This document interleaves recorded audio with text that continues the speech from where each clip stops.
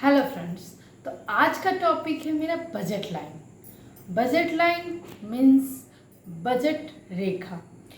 उपभोक्ता संतुलन विश्लेषण को समझने के लिए बजट लाइन का कंसेप्ट जानना बहुत इम्पॉर्टेंट है, क्योंकि हम लोग को पता है कि अंदिमान वक्र में मतलब आईसी कर्व जो है इंडिफरेंस कर्व में हम लोग जितना ऊपर जाते जाएंगे हमारी संतुष्टि का स्तर ऊंचा होता जाएगा। हर ऊंचा वाला स्तर नीचे वाले स्तर से ज़्यादा हम लोग को संतुष्टि प्रदान करेगा। तो ये अनगिनत चला जाएगा। लेकिन ऐसा करने से उपभोक्ता के पास दो लिमिटेशन आते हैं।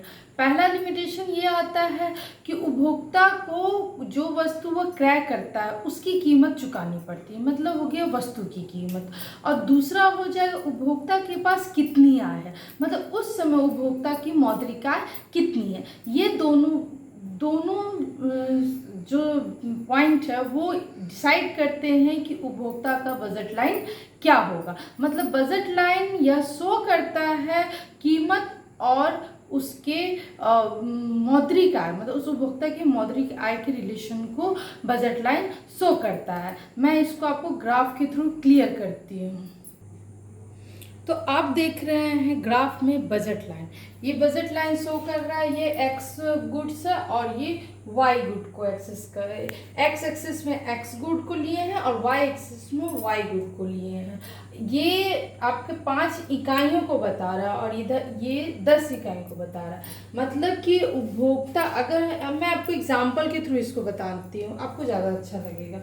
y इक्वल टू, अगर हम ऐसा एज्यूम कर लेते हैं कि y equal to 5 rupees. y की एक इकाई की कीमत कितना है, 5 रुपया, और x की एक इकाई की कीमत हो गई 10 रुपया। जबकि उपभोक्ता के पास कुल आय, उसकी मौद्रिक आय है जो इन दोनों वस्तुओं पे वो खर्च करना है उसे, वो है 50 रुपये। ऐसी स्थिति में उपभोक्ता क्या करेगा कि अगर वो सिर्फ y लेता है तो y की कितनी इकाई वो लेगा, 5 रुपया से, जो कि इसको 50 रुपया हो जाएगा। 10 इकाई को लेगा y की, और x की वो कितनी इकाई ले सकता है 50 रुपया से, तो ओनली 5। ये जो है 5x 10y ये शो करता है कि एक कंज्यूमर अपनी 50 रुपए की आय से केवल 5 इकाइयां ही x की ले सकता है, जबकि वो 10 इकाई y की ले सकता है। अगर आपको ध्यान में आ रहा होगा तो ये हम लोग जूनियर क्लास में पढ़े हैं लीनियर इक्वेशन।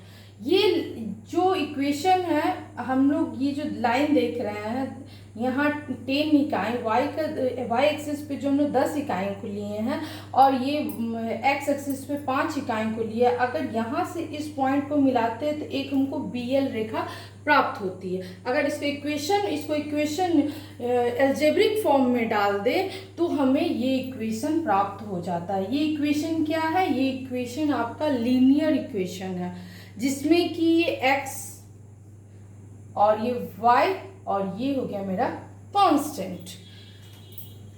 इस स्थिति में आप क्लियरली देख रहे हैं कि अगर हम लोग बी पॉइंट पे रहते हैं, इस पॉइंट पर उपभोक्ता जो कंज्यूमर है वो m/px उपभोग कर रहा है। मतलब जितना मौद्रिक आय है उसको अगर p से डिवाइड कर देते, py मतलब वस्तु की कीमत से y वस्तु की कीमत से डिवाइड कर देते हैं तो हमें OB प्राप्त हो जाता है। OB प्राप्त हो जाता है मतलब कि m/py।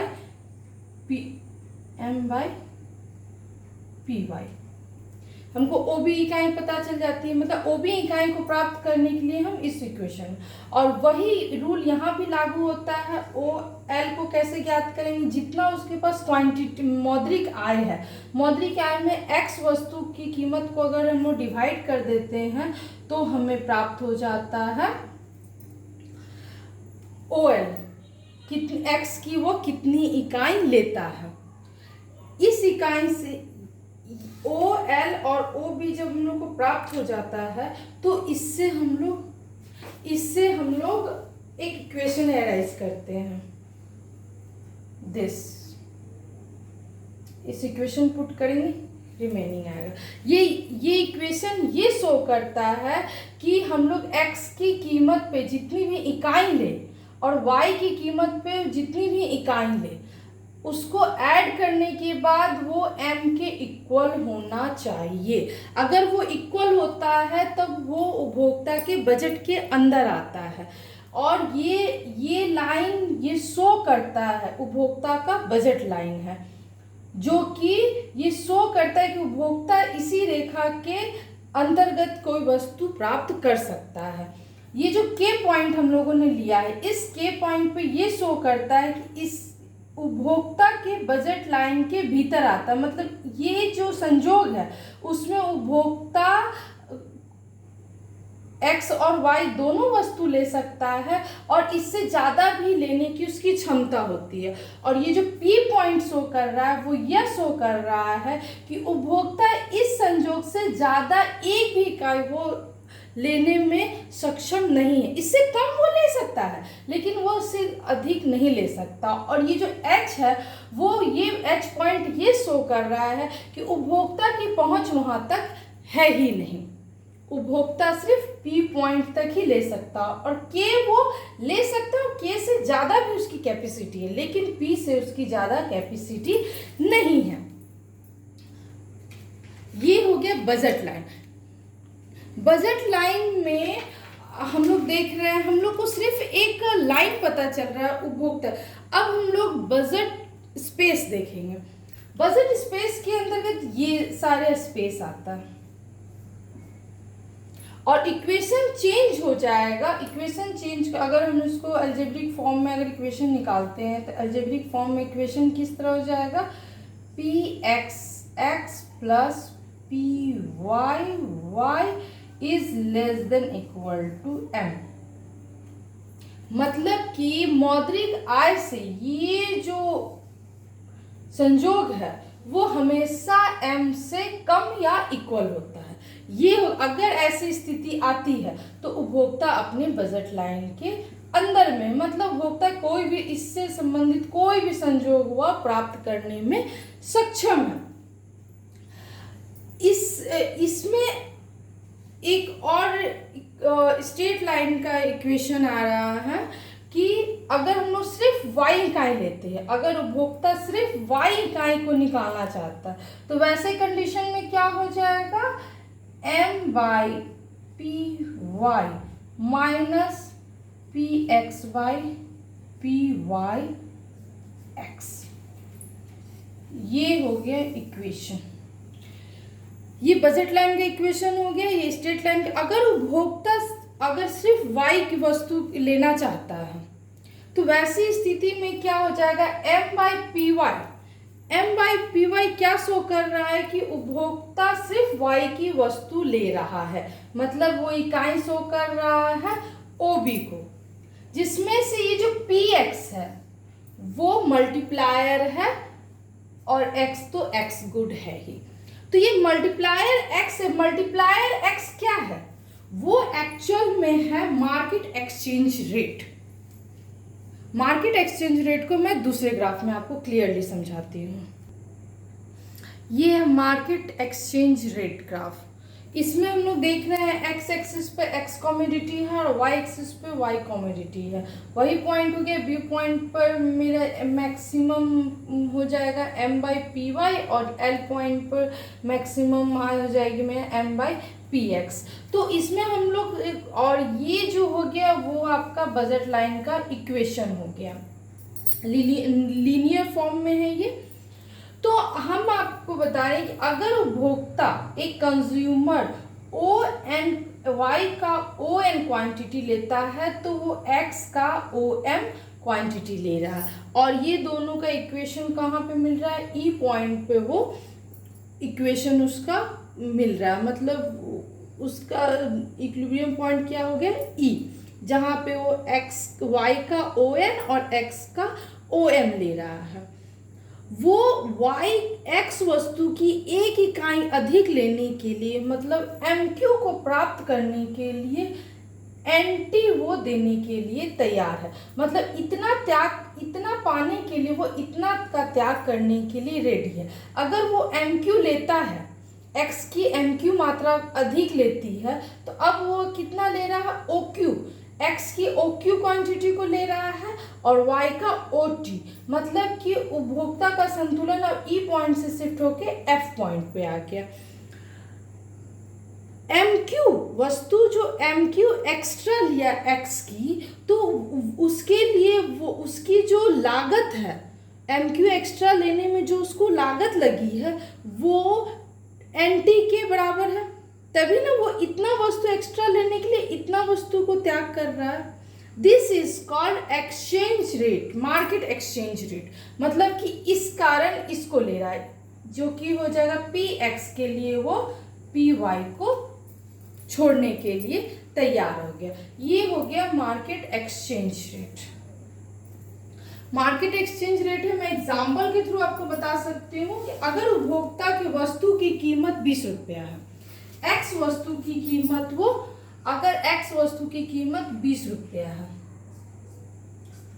और वाई वस्तु की कीमत 10 रुपया है, ओके। ऐसी स्थिति में उपभोक्ता का जो उपभोक्ता रहेगा वो वाई की कितनी मात्रा लेगा, वाई की मात्रा वो कितनी लेगा, वाई की इकाई को निकालने के लिए इस फॉर्मूला पे पुट कर देते हैं, कीमत है तो 20/10, मतलब कि दो इकाई ही वाई का प्राप्त करेगा। जस्ट इसके अपोजिट अगर हमको एक्स की इकाई निकालनी है तो 10/20 इक्वल टू मात्र वो हाफ इकाई ही एक्स का लेगा।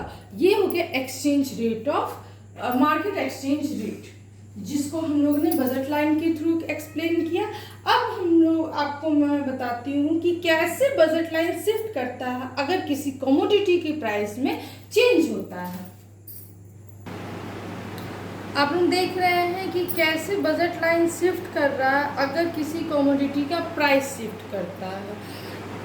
यहाँ इस ग्राफ में आप लोग देख रहे हैं कि एक्स कमोडिटी पहले, अगर मान लेते हैं हमारा बजट लाइन है BL, किसी कारणवश इकोनॉमी में अगर एक्स कमोडिटी का दाम कम हो जाता है, मैं एक्स का प्राइस होता है वो कम हो जाता है, तो जब एक्स का प्राइस कम होता है तो उपभोक्ता के पास ज़्यादा आय बच जाती है, उस आय से वो एक्स की वो अधिक इकाई को लेने में सक्षम होगा। तो उपभोक्ता का जो बजट लाइन है, कंज्यूमर का बजट लाइन आपका शिफ्ट होकर AL डैश हो जाता है। अगर इसी के अपोजिट अगर उपभोक्ता एक्स वस्तु की जो कीमत होती है वो अधिक हो जाती है, तो उस कंडीशन में क्या होता है, उपभोक्ता की आय कम हो जाती है और जिसके कारण बजट लाइन शिफ्ट होकर L डैश हो जाता है, क्योंकि उसकी आय कम होने से वो एक्स की कम इकाई को ही लेने में सक्षम हो पाता है।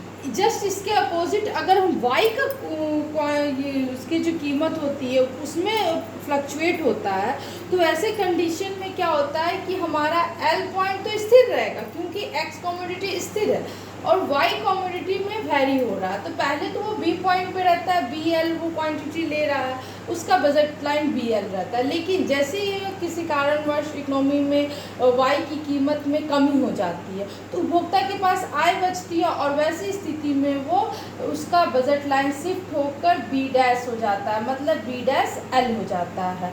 और अगर इसके अपोजिट अगर उपभोक्ता की आय में कमी हो जाती है, मतलब कि ये वाई वस्तु की कीमत में वृद्धि हो जाती है, तो ऐसी वस्तु में उपभोक्ता की आय कम हो जाती है और कम आय में वो सिर्फ B डबल डैश L पे पहुंच जाता है उसकी बजट लाइन, क्योंकि अब वो उसकी कीमत कम खरीद रहा है।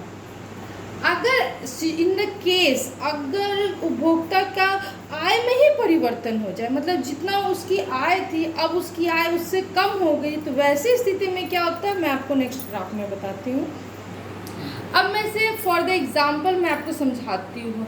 अब हम लोग मार्केट में भी जाते हैं तो अभी मार्केट में प्याज की कीमत बढ़ी हुई है, तो ऐसा नहीं कि हम लोग दूसरी वस्तु पे कम करते हैं, हम लोग प्याज को ही लेने में कमी कर देते हैं, जिसके कारण हमारा budget line L double dash पे पहुँच जाता है। ये तो प्याज टमाटर, मतलब हम लोग भी जब मार्केट में जाते हैं तो हमारा फ्लक्चुएशन आपके सामने प्रत्यक्ष एग्जाम्पल रहता है कि हम लोग का बिहेवियर कैसे वहाँ चेंज हो जाता है। जस्ट इसके थ्रू मैं वही बताना चाह रही हूँ। अब नेक्स्ट आते हैं। अब बोर्ड पे आप देख रहे हैं कि अगर चेंज इन इनकम, अगर किसी कंज्यूमर के इनकम में ही परिवर्तन हो जाए तो वैसी स्थिति में बजट लाइन कैसे फ्लक्चुएट करता है। तो ये हो गया BL हम लोग का बजट लाइन। अब अगर उपभोक्ता का इनकम में वृद्धि हो जाती है तो वो X की भी ज़्यादा मात्रा लेगा और Y की भी ज़्यादा मात्रा लेगा, तो ऐसे में उसका बजट लाइन क्या हो जाता है, B', L'। अगर किसी सिचुएशन में उपभोक्ता की जो कंज्यूमर है उसकी अगर आय में कमी आ जाती है तो वो कटौती Y गुड के लिए भी करेगा और X गुड के लिए भी करेगा, तो ऐसे स्थिति में उसका बजट लाइन आ जाता है B', L'।